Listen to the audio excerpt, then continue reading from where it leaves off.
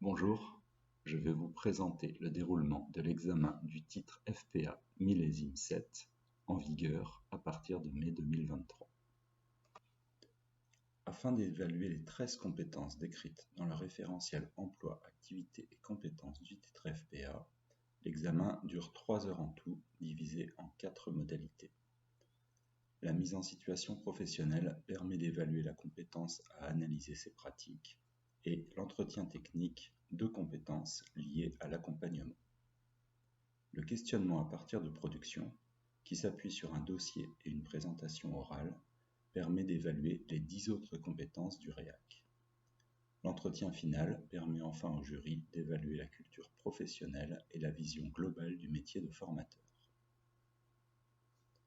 En amont de l'examen, le candidat rédige un dossier technique. Celui-ci sera exploité lors du questionnement à partir de production. Ce dossier comprend 4 chapitres. Chaque chapitre présente la mise en œuvre en situation réelle d'une compétence. Chacune de ces compétences est tirée d'une des 4 activités types du REAC FPA.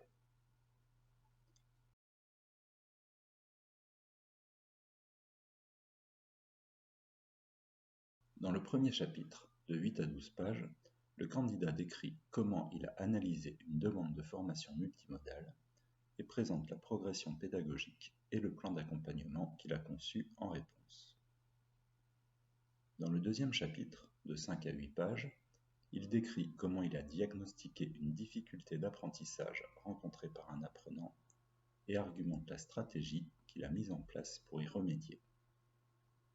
Le troisième chapitre, de 7 à 10 pages, présente l'accompagnement du développement professionnel d'un groupe d'apprenants, en précisant les modalités et outils mis en œuvre pour accompagner la recherche de stage ou d'emploi. Le quatrième chapitre, de 10 à 15 pages, présente la veille professionnelle et pédagogique du candidat.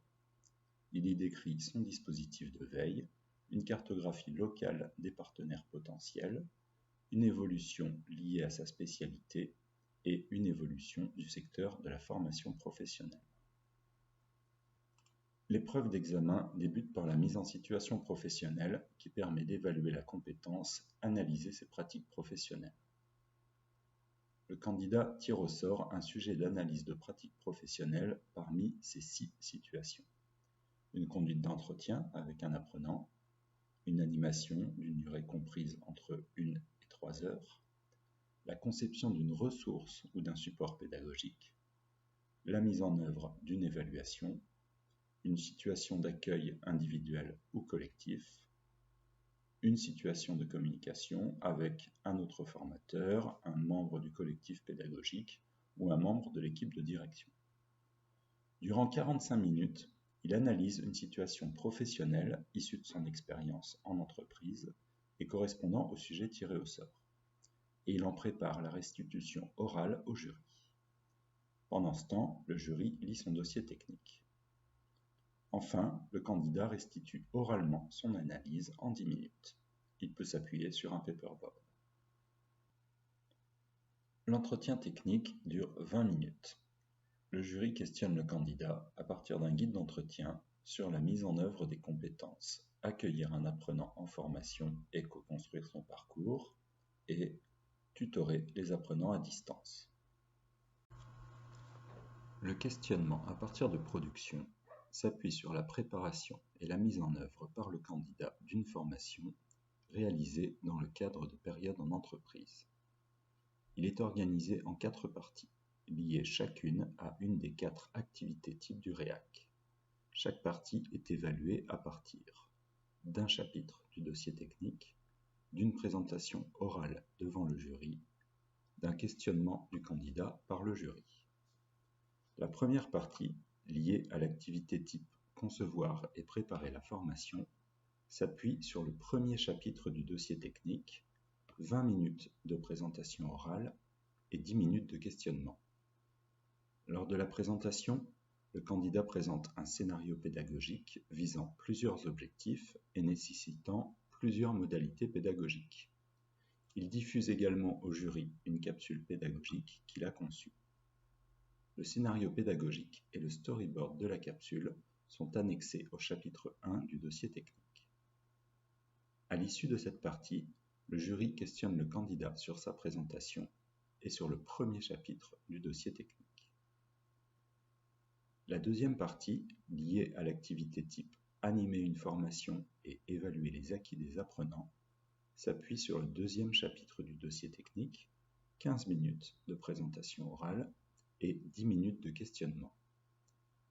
Lors de la présentation, le candidat présente une animation incluant des temps individuels et collectifs et comprenant au minimum 2 modalités pédagogiques différentes et 2 méthodes pédagogiques différentes.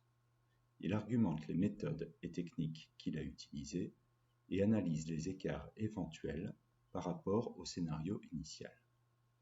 Il décrit également la mise en œuvre et la restitution de l'évaluation des acquis. Le scénario pédagogique de son animation est annexé au chapitre 2 du dossier technique. À l'issue de cette partie, le jury questionne le candidat sur sa présentation et sur le deuxième chapitre du dossier technique.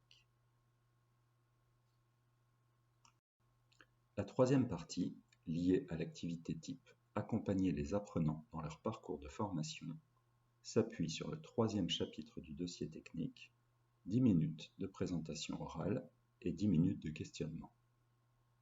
Lors de la présentation, le candidat présente un accompagnement individuel qu'il a mis en œuvre auprès d'un apprenant, dans un parcours incluant des temps d'accompagnement ou de suivi individuel et collectif.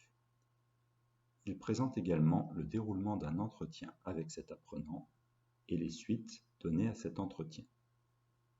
La synthèse de l'entretien est annexée au chapitre 3 du dossier technique. À l'issue de cette partie, le jury questionne le candidat sur sa présentation et sur le troisième chapitre du dossier technique. Enfin, la quatrième partie, liée à l'activité type inscrire sa pratique professionnelle dans une démarche de qualité et de responsabilité sociale des entreprises, s'appuie sur le quatrième chapitre du dossier technique, 10 minutes de présentation orale et 10 minutes de questionnement. Lors de la présentation, le candidat présente les obligations contractuelles et réglementaires d'une formation qu'il a animée. Il détaille les éléments de preuve qu'il doit collecter et mettre à disposition dans le contexte du système de qualité et de conformité. Il présente également les spécificités réglementaires de son domaine de spécialité et ses enjeux en termes de RSE. À l'issue de cette partie, le jury questionne le candidat sur sa présentation et sur le quatrième chapitre du dossier technique. L'examen se termine par l'entretien final de 10 minutes. Il permet au jury de s'assurer que le candidat possède la compréhension et la vision globale du métier, la connaissance et l'appropriation de la culture professionnelle et des représentations du métier. Lors de l'entretien final, le jury dispose de l'ensemble du dossier du candidat, dont son dossier professionnel. Retrouvez le détail de la description de cet examen dans le référentiel d'évaluation du titre FPA rédigé par l'AFPA pour le compte du ministère du Travail. Merci.